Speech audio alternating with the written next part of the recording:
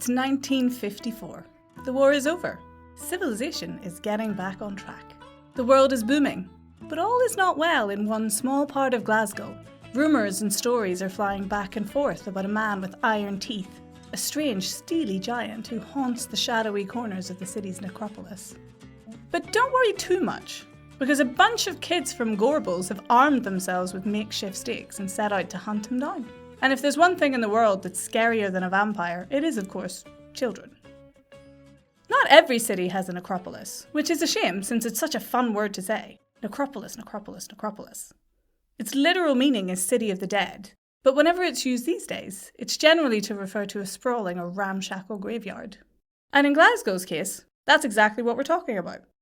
In the early 1800s, the people of Glasgow looked across at urbane, sophisticated France with its landscaped, elegant cemeteries and decided it wanted a piece of that. Fir Park, a beautiful hilly park in the city, seemed like the perfect candidate. The owners of the land, the Merchant House of Glasgow, thought that it would be, respectful to the dead, safe and sanitary to the living, dedicated to the genius of memory and to extend religious and moral feeling. After a whole lot of digging, Fir Park was transformed into the Glasgow Necropolis, complete with this awesome bridge of sighs.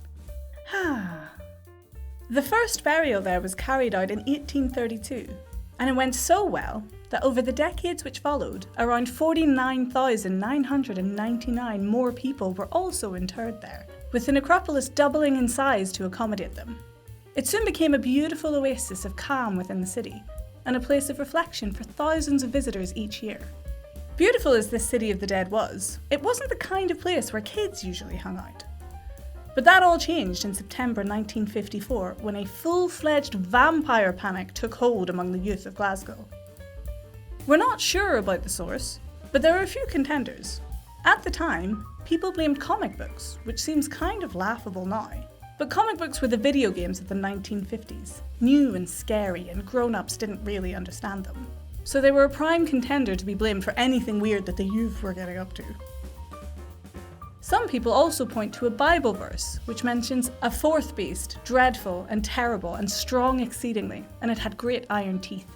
But to be honest, even in 1954, it feels more likely that kids were reading comic books than they were their Bibles. Wherever it came from, the idea that there was a vampire with metal teeth a-lurking in the graveyard got into the heads of kids, and from there circulated with all the virulence of a dangerous meme on TikTok. It was a craze, and kids can spread a craze like nobody else. It came to a head on September 23rd, 1954, when a big group of children decided they'd had enough of living in fear and got together to take action. They armed themselves with whatever they could find, with weapons ranging from knives to pet dogs, to the much more traditional vampire-slaying pointy stick. It was an all-ages affair too, with kids ranging from teens to toddlers turning out to hunt some vampires as best they were able. Sounds like fun, you're probably thinking. But from what I can tell, it was deadly serious. The necropolis was pretty spooky at night, especially with the nearby iron foundry adding an eerie Mordor-like background glow to the action, and permeating the night air with a foul, fiery scent. Add to that the fact that many kids believed the vampire had already claimed 2 young victims, and it becomes clear that they meant business. So that's what the kids were up to. But what were the adults doing while this was going on?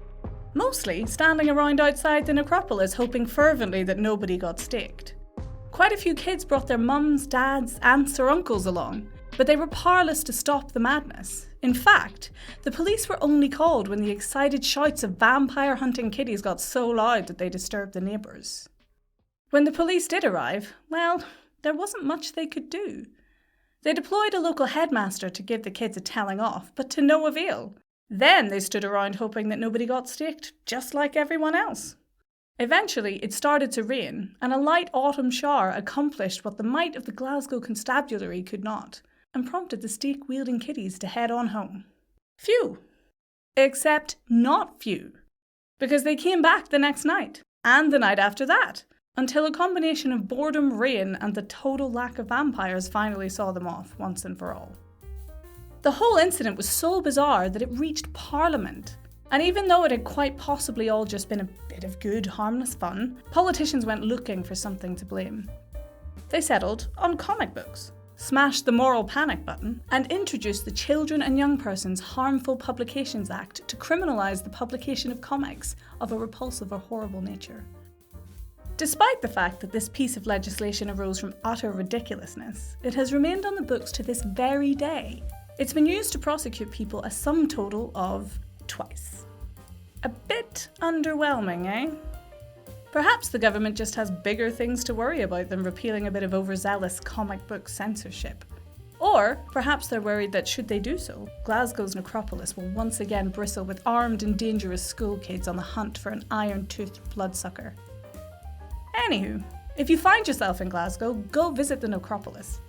It's gorgeous, and if you happen to find yourself there on a foggy winter's night, you'll get at least some hint of the spookiness that underpinned the Gorbals vampire panic. Don't forget your steak. Bye!